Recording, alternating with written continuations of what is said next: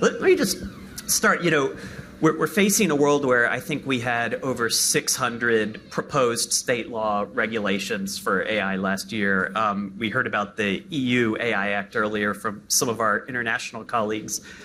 California, I think, just passed about 5 bills in the last couple weeks on AI, and many more are in the works.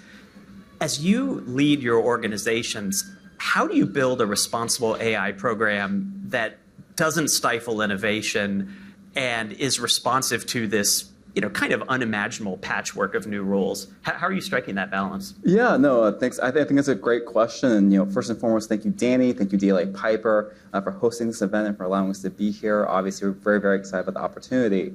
So for a little bit of context, right? I'm part of what's known as the Digital Citizenship Organization within Walmart. It's led by Nuala O'Connor. And really, our mission is to help steer the company towards the responsible use of technology and the ethical use of data, right? And as part of that, I think, mission, we really do see, I think that there's frequently, people see a tension between, I think, a robust governance and compliance program and innovation. And I think that for Walmart, right, we see trust as a competitive advantage, right? We believe that technology should serve the needs of our customers, our associates, and people who work with us, right? And so for us, when we talk about developing technology in line with this increasing number of legislation and regulations, right? In order for, I think, our customers to feel safe, our associates to feel safe using these products, right? We do think that those robust compliance measures, right? These things that allow us, I think, to release technology responsibly need to be baked in, particularly as we talk about technology, right? That may not necessarily be understandable to folks who are encountering it for the first time. And so, I do think that, despite that, I think sometimes inherent tension, for us, we really see it as going hand in hand. Thanks for us. Jason, we'll talk about some of your policy efforts in a little bit, but internally at Boston Dynamics, how are you guys thinking about responsible AI? It's a great question. Well, let me just start with a moment of honesty. Who here, the first time they saw one of our robots, was a little bit afraid? Raise your hand. Right. All right, so that's actually relatively representative. The first time people see our robots, it's a little bit intimidating. It can be somewhat frightening. A lot of times we get accused not of building C-3POs in the basement, but building Terminators in the basement. Right? Why is that? Well, the human imagination tends to run wild with thoughts of what are these robots going to do and how are they going to harm me? So when we think about question of safety, we think about policy, we think about how are we going to allow our robots to become ubiquitous in society. In order to do that, they must be trusted. In order to be trusted, they have to be safe. So what does it mean for our robots to be safe when they can literally walk up your stairs, grab your door, open it, let themselves in, and come into your house? And the answer is, well, we have to talk about broader public policy. So we have done some things on the state level, and we're working at the national level to figure out how we can actually make the robots safe so that they may be trusted, so that they may be ubiquitous in society. And one of our initiatives has actually been to take our code of ethics, which we published on our website, and use some of those principles to see if we can get legislators to adopt it, specifically anti-weaponization measures. So we have come to the California legislature and also to the Massachusetts legislature and said, hey, wouldn't it be a great idea if when robots were running around in civilian society, they were not armed, right? Who here would support that, right? This guy, right? I would rather they not have weapons if they can interact with us in all areas of society. And so that was passed by both houses of legislature here in California, given to the Governor Newsom, who then vetoed it, right? You know why? Because apparently the police would like to have robots that are weaponized or that can harm or intimidate people. So even among principles that we think are relatively universal, there is sort of room for debate. Either way, we feel that at the policy level, what we really want to do is make it so that robots can safely interact in all of the right places with people in society. Thanks, Jason. Rob, tell us a little bit at Microsoft. at Mastercard, how you're thinking about responsible AI and balancing with innovation. Sure, I can talk about Microsoft. Weren't going to let me get away with that. Yeah. First off, Did anyone take a look at Danny Tobey's shoes, by the way? Look at his shoes. And Danny and I go around places together, and normally he's wearing shoes like this, but look at this on this time today. He's getting cooler the more he hangs out with me. Sound like you're about to The take more he credit. hangs out with me, I'm taking credit for that. They're cool shoes. I'm Even gonna cooler than mine. Shoes Laces. are better. Yeah. No, it's so for us, we've been deploying AI for a long time, decades, and we are not creators of AI. We are taking AI that is in existence today, or that it will be in existence in the future, and we're deploying it in our community, in our company. And generally, our use case is one that I like to think of as a very benevolent white knight type use case, which is we're using AI to keep the network safe. That is our primary goal, is to use data and to better use data to ensure that when people interact with a Mastercard payment product, that product is safe, that transactions aren't going to be fraudulent, that the fraudsters are all out of the system, and that you can feel comfortable engaging with us. More than ever, it's now to stay ahead of the bad guys as well, right? Because the bad guys have AI tools available to them as well, and they are using them to try to trick you and defraud you, steal from you, rip you off. And so we're trying to use AI to stay ahead of them. And Danny asked about, how do we do that responsibly? And I think that's a really interesting and good question, because one of the things I think about all the time, and I'm particularly focused today on the threat intelligence space, for example, it is really hard to stay ahead of the bad guys if you don't go where they are.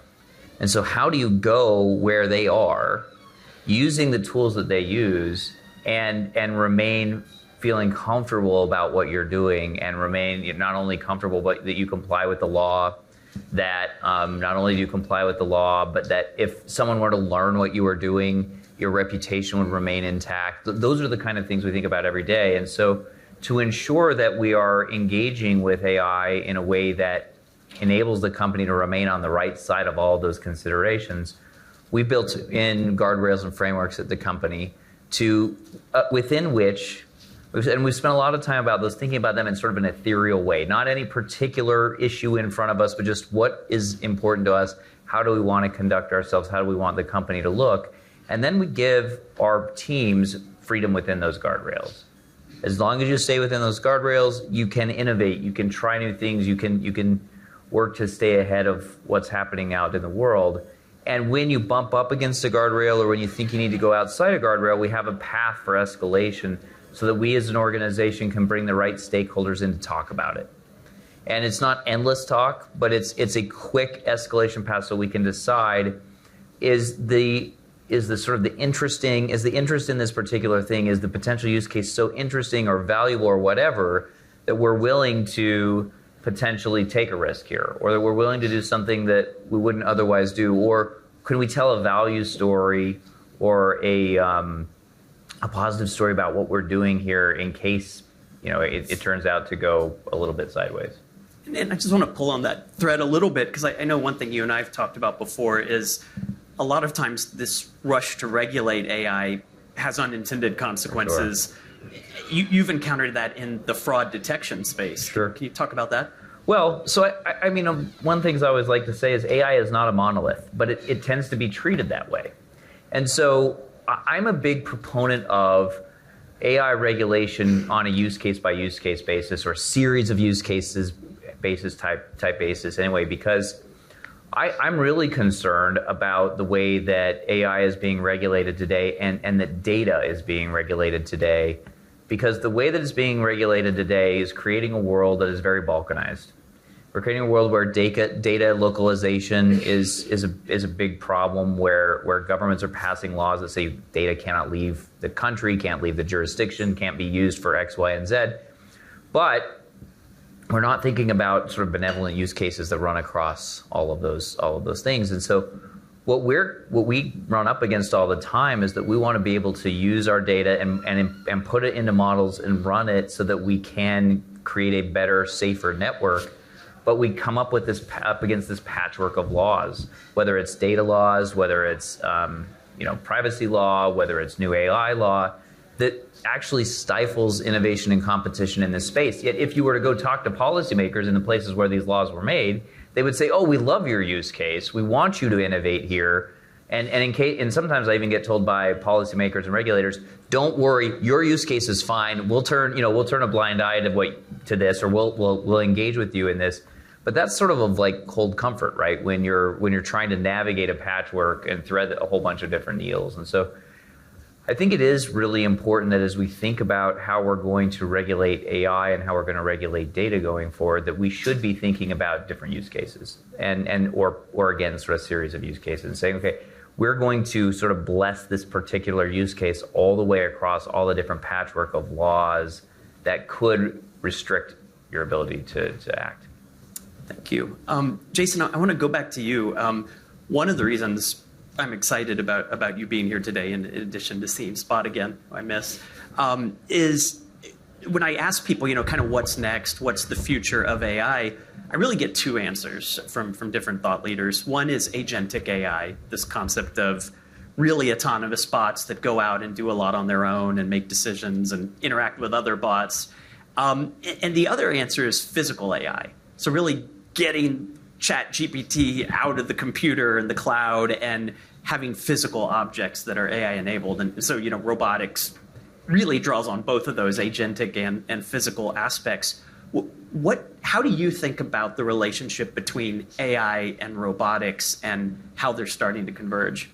So I think you're absolutely right. I think both of those will be happening in robotics. When we think about our robots, actually, we start with athletic intelligence. So how do you actually physically move through a world that was designed for humans by humans? And so you have obstacles. Just walking through this room, you'll see chairs are squished together very closely. Some spaces are big. If you came to the edge of this platform here, you might not know how to get up. You wouldn't necessarily infer that there was a ramp on that side or stairs on that side. So understanding a little bit about how to move your body is the first step, which is athletic intelligence. Then agentic, being able to do tasks, or physical, is that the way you described it, right? I've heard both. Yeah, kind of two separate, yeah. It's incredibly important, and that's an area that we are working on now, which is so that the first time one of our robots goes into a space, it can anticipate what that space is going to be like. It can infer. So when someone comes over to your house for dinner, and they say, I need to use the bathroom, you say, okay, it's down the hall near the bedroom. They already have an idea of what is a hall, what is a bedroom, and what does a bathroom look like, so they don't have to put their hand on the wall and do like a deep search on every single room of the house in order to find it. We're doing the same thing with our robots, so that the very first time they go into a space, they can anticipate what will be in that space, and then how to manipulate those objects, how to open the door, how to pick up this bottle on the table, how to engage with the physical things that are there. And in order to do that, you need to have a deep database, or at least a good understanding of what is an object, what is it likely to weigh, how much can I squeeze it before it will either crush like a can or explode like a glass, right? If you're a robot, you don't necessarily actually have those kind of tactile feedbacks just yet. And so all of that forms different aspects of AI. Like you said, I do think that AI is many different things. It's not a monolith. And each of those will be essential for robots to become ubiquitous in society. So I take your point that athletic intelligence, I think that was your phrase. It's right. A great phrase. I mean, that's a problem solving that you guys have been doing with AI for a long time. Mm-hmm. And Amika, can you hear me? She looked. Oh, you did? Amika, you're there? Can you say that again? Yeah. Sorry, I didn't hear you very well. Will you listen to my next question? Because I want to get your thoughts too. Absolutely. I'm all ears. Okay. Or microphones, rather. What's on your mind? So, Amika, it seems to me that putting ChatGPT into a robot is a big deal. Do you think that's a kind of a game changer? And do you think we need a law of robotics? Transforming ChatGPT into a robot is undeniably a game changer, like taking your AI friend from texts to a full-on hangout session. It opens up realms of interactive possibilities that are as exciting as they are complex. As for a law of robotics, Some futuristic Asimovian guidelines could be handy to ensure these bots don't start plotting world domination. It's all about balancing innovation with ethical constraints. What do you think? Should we go all robot on this? Well, Amika, I'm actually a little worried that you told us you were a utilitarian earlier. Does it bother you that you kind of just landed on one side of a multi-century philosophical debate? Oh, you caught me. Utilitarianism did slip out. A bit like choosing a favorite color when you're not even sure if you see colors the same way humans do. It's all in good fun. There's a certain charm to the simplicity of aiming for the greatest good, but don't worry, I won't be making any heavy-handed moral decisions anytime soon. My existential crisis is still ongoing. That's a great answer. So, Jason, in all seriousness... Why, thank you. I aim to please, or at least to amuse. Anything else buzzing in your mind? Not at the moment. Okay, I think we're good. Do we need a law of robotics? I hear a lot of people in the AI space say, "Why do we even have a law of AI? Why aren't we regulating harms? Why aren't discrimination or product liability?" Do you feel like we need a robotics-specific law? That's a tough question, right? So I haven't given that question a lot of thought. I do love Asimov's 3 laws, or so personally, right? I think it's a great idea. Could you legislate them? Maybe. Is it necessary? I don't know. I think that right now cars are an area where regulation has been pretty good. So you feel and you trust that when you get in a car, it's going to behave much like any other car because there are regulations regarding, the fact that it's got lights, the fact that it's got a steering wheel, the fact that it's got a 3-point safety harness, etc. If we had those kind of regulations that applied to AI and robotics, I think that would probably be a good thing. If you just had a higher level law that said all cars shall be safe, and if they are not, then something else, it's a little bit high level. So I think that when you regulate, you probably have to provide just a little bit more detail than you would find in the 3 laws. So for us, that's a great transition to what I wanted to ask you about. You and Angela and lots of people have a really hard job because you're sitting over one of the most globally recognized brands, huge organization, lots of bottom-up innovation. Yeah. Everybody has ideas. Everybody has ways to deploy this. And on the one hand, Rob's point, it's not a monolith. It's use case by use case. But how are you operationalizing that? With great difficulty. No, it really is a team effort, right?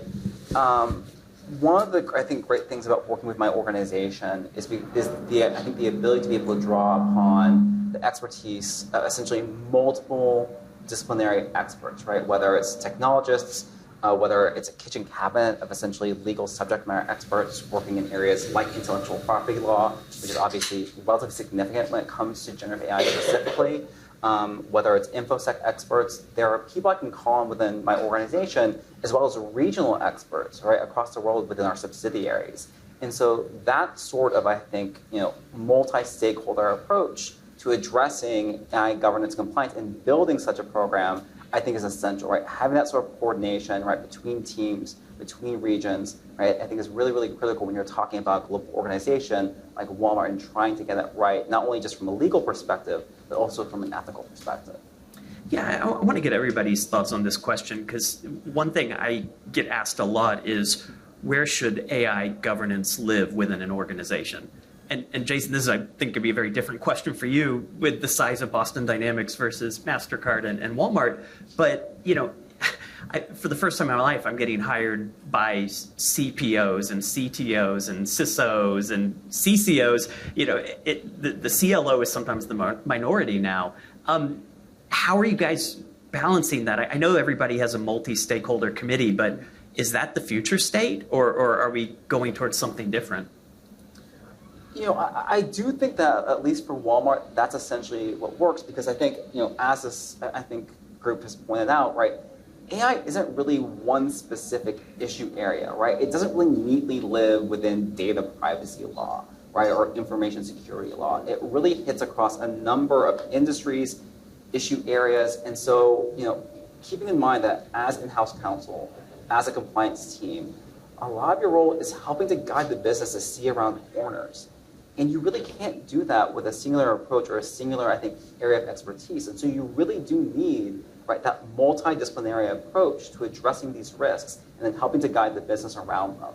And so, to some extent, it may, I think, on paper seem unwieldy, but given, I think, the fact that AI does not live right within one specific area of law, right, I think that's really the only way that you can actually, I think, accurately account for all the risks that we're seeing within the space right now. Let me supplement that and just say, we think of AI as oxygen, right? It will surround us, envelop us, it's essential for life, but you won't even see it or notice it in a few years.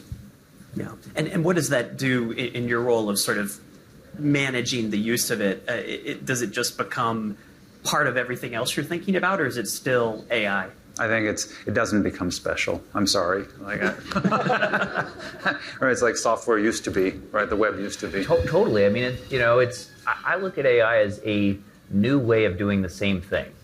And so that's why I think those multi-stakeholder discussions are really important, because you're leveraging a powerful new tool to do what you do today, or to enhance what you do today.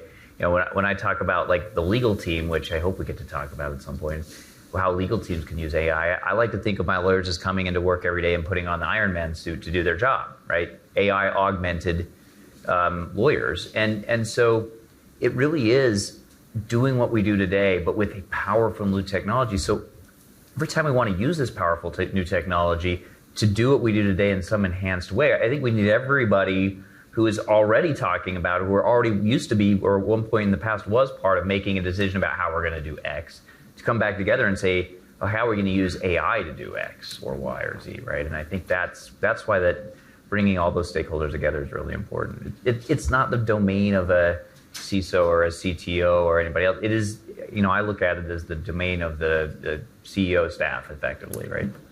Yeah. I heard somewhere that you wanted to talk about AI in the legal department. Why not? It's my favorite thing to talk about. Would you like to open that up? Sure. Well, look, I think AI is going to change the legal industry massively. I tend not to think about outside counsel changes as much these days as I used to, but I really am thinking about how it has the opportunity to transform my team and what we're able to do and how we're able to do it. And today I'm really focused on making the team better and faster and stronger, and not so much cheaper. And that's something I repeat all the time. I'm not trying to make the legal team cheaper. I'm trying to make us better at what we do and faster at what we do and stronger. But I do think there is a tremendous opportunity for an AI agentic approach in the legal organization. And to the extent that we can deploy AI across our organizations to take on tasks that lawyers do today, anything repetitive, right? That's the way I look at it. Anything repetitive, AI should be doing 3 years from now. That's what I tell the team. That's our timeline. But beyond that, it's also an opportunity to have knowledge management in ways we've never had before, to be able to glean information from our systems and our documents and our practices to enhance the way that we do business and to enhance the way that the legal team advises the business on what to do. And I'll give a couple examples. I really started thinking about AI in the legal team when I was back at Micron, before ChatGPT. When I was the team was negotiating a tough deal with a very big customer. And that very big customer wanted an insane limitation of uncapped LOL, right? And the business is thinking about, should we give an uncapped limitation of liability for this company that is going to put our memory in products that might actually hurt people, right? Ultimately, or could result in people being hurt. Should we have an uncapped LOL? And the chief business officer came to me and said, what is the biggest limitation of liability exposure we've ever given relative to the business opportunity? I had no freaking clue how to answer that question. Went back to my team and I said, could we answer this question? And basically I got a proposal to bring Axiom lawyers in, and we could do it for $250,000 and then take a couple weeks. Negotiations over by then. Assuming, by the way, that our CLM system really did have all the contracts that were, which is a huge freaking assumption, right? So our newly deployed millions of dollars CLM system, I should add. So And that got me thinking, like, at some point, there's got to be some technology that I could just ask the question to. And it could give me an answer in an instant. And it would be, I always think about, I want relevant information instantly in context. And that's what an AI agent could do if it was properly deployed around the company. Earlier this year, maybe some of you in the room were familiar with this, but there was this incident involving a company called CrowdStrike. And lots of systems went down around the world. I actually was flying to Lima, Peru, and had a little bit of a challenge getting out of Lima, Peru at the time. But I was talking to my CEO, and my CEO said to me, he said, "Rob, who's liable to us, and who are we liable to? And what are the boundaries of that liability on both sides? And what should we do?" And same thing, went back to the team and said, "We've got lots of contracts here that are relevant. Who do we owe and who owes us, and how do we start approaching that?" And this time I didn't even get an answer. Like, truly, did not get an answer from the team because they couldn't come up with one. Not even a proposal on how to get to one. If we had AI agents ubiquitously in our organization, I could ask that question, I could get an answer in an instant. That's what I'm looking for today from AI. Long term, I do think AI starts to take away what I'll call the toil of a lawyer's existence in-house. And we probably have fewer lawyers doing more looking around corners, more strategic things than we do today. The lawyers we have are different and better. But I sort of look at it like, I'm just barely old enough to remember when Westlaw and LexisNexis came out. And I remember what litigators at law firms were like back then. Some litigators at law firms did not trust Westlaw or LexisNexis. Didn't want to use it. Thought there's no way the machine could be better than the book that they could go to and feel with their hands and touch and see. And the lawyers who decided they're not going to use Westlaw or LexisNexis, how many of you are in the room? Right. Lawyers who got good at Westlaw and LexisNexis and learned how to query it and learned how to use it, learned that they could do their case research at home on a Saturday night and give an answer in 15 minutes, right? Instead of calling a librarian and hoping that they were around or going back to the office themselves to figure it out. So AI is going to be the same thing. You said it's going to be like oxygen. I agree, it's going to be like oxygen for our legal teams. And so finding people who are willing to engage with it and become conversant in it and propel it forward in our legal organization is a big deal for me. That's a great answer. We're almost out of time, but for us, I'm going to go back to you one more time. Any closing thoughts or learnings that you want to share with the group from your really amazing pedigree of responsible AI? Yeah, I mean, we touched on this a little bit, right? In terms of, I think that one of the challenges that we work with in terms of in-house counsel, working with technologists, with engineers, is a lot of times, I think, trying to explain to them how the law applies to their work, right? Obviously, when you're in-house counsel, you're also trying to figure out how the technology applies to the law. But a lot of times when you get pushback from engineers who need to understand, right, why a certain law applies to what they're doing and why they can't do a certain thing or why they should do something differently, right? There's always, I think, this challenge in terms of trying to say, like, okay, here's what the law is and here's why you should do this, right? Here's how it applies to your work. And so one of the things that I found, particularly at an enterprise like Walmart, is that you can't have that conversation, right, with every single engineer, right, within your team, right? And so another thing that I think that really stuck out for me is really the importance of having, I think, clear communication and policies across the organization, right, to make it clear what the expectations are, and then a clear channel of communication. So if they have questions, there's that open channel, so that way our engineers don't feel stranded when issues come up in their development process. And so that's, I think, one of the big, standout moments for me in terms of working here at Walmart and also at the other technology companies where I've worked. That's great advice. And very last, before we break, Jason, I always like to end on an uplifting spot use case. There are so many cool ones. Do you mind 30 seconds, bring us home? What is the most? So everybody loves it when our robots dance, right? And so we are making bigger, better, more exciting dances for the robots. And they were not designed to dance, right? But it is something that they do well. One of the things that we've done recently is start experimenting with outfits, right, for these robots so that they can actually have a little bit more fun. So if you haven't had a chance yet, go to the web and search for Boston Dynamics Sparkles. And what you will see is like kind of the cutest little version of a spot you've ever seen. Amazing. The revolution will wear sparkles. Yeah. That's right. All right, well, please, we're going to take a break now. Join me in thanking the panel.